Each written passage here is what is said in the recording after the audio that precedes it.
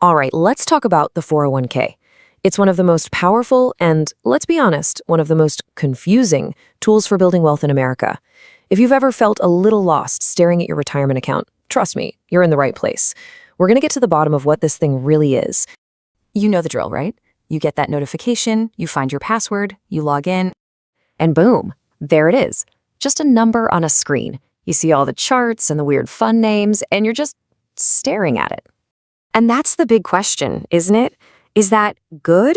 Am I doing this right? You know you're putting money in, but deep down you're just kind of hoping you're not messing it all up. Well, look, if that sounds like you are not alone. Millions of people feel that exact same way. But here's the scary part. That little bit of confusion can lead to some huge mistakes. Mistakes that could quietly cost you hundreds of thousands of dollars without you ever realizing it. So let's just clear the air right now. Forget all the jargon. Let's break down what a 401k actually is. Okay, this is probably the most important thing to get straight. Your 401k is not an investment. Think of it more like a special kind of bucket. It's a container that holds your investments, and the government gives this bucket some really amazing tax advantages. So inside that bucket, that's where you put the actual investments. You'll see things like index funds, which are basically tiny slices of a bunch of different companies, or bond funds, which are a bit safer. The real magic isn't the bucket itself, you see. It's the special tax rules that apply to everything you put inside it.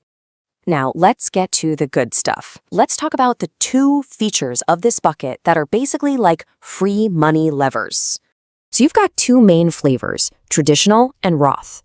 With a traditional 401k, you put money in before taxes are taken out, which lowers your tax bill today. With a Roth, you pay taxes now, and then all that money and all its growth is completely tax-free when you take it out in retirement. Let's put some real numbers to this. Say you make 80 grand a year and you put 10,000 into a traditional 401k. The IRS pretends you only made 70,000. So right away, in this case, that's an extra 2,200 bucks that stays in your pocket instead of going to taxes. You just invested 10 grand, but it only felt like you spent $7,800. That's a huge win. But you know what? The tax savings isn't even the best part, not even close. Let's talk about what is, without a doubt, the single greatest deal in personal finance, the employer match. For a lot of people, this is a 50% return on your money, instantly, guaranteed. And you really need to think of it this way. Your company's match, that is part of your salary. So if you're not contributing enough to get the full amount, you are literally telling your boss, you don't want a raise. You're just leaving free money on the table. Okay, so the tax breaks are amazing, the match is a no-brainer, but the thing that really builds life-changing wealth is compound growth. This is the quiet, behind-the-scenes engine that turns small, steady contributions into a giant nest egg. Just look at these numbers. Someone starts investing just $500 a month at age 25. By retirement, they could have $1.2 million. But get this, they only put in $240,000 themselves. The market did almost $1 million of the work for them. That's right. Your money's money made way more money than you did. Now, if there's one slide you really need to see, it's this one. This is the exact same person investing the exact same $500 a month. The only difference? They waited 10 years to start. That 10-year delay cost them nearly $600,000. Not because they were a bad investor, but simply because they lost 10 years of compounding time. And that's the secret, right there. It's not about being some stock-picking genius. It's not about timing the market. The real superpower is just time. Giving your money as much time as possible to do its thing. So if it's that simple, invest early, be consistent, then why do so many people end up with less than they'd hoped? Well, it usually comes down to a few very common, very human mistakes. These are the 4 big wealth destroyers. People don't put enough in, they're too scared and play it too safe, they freak out when the market gets shaky, or they treat their 401k like a piggy bank. Any one of these can seriously derail your retirement. Let's talk about this idea of being safe. You might think being conservative with your money is the smart move, right? But for a young person, being too safe is actually the biggest risk you can take. The real danger isn't that the market might dip next year, it's that your money won't grow enough to even beat inflation. We're talking about a difference of more than $68,000 here on just one $10,000 investment.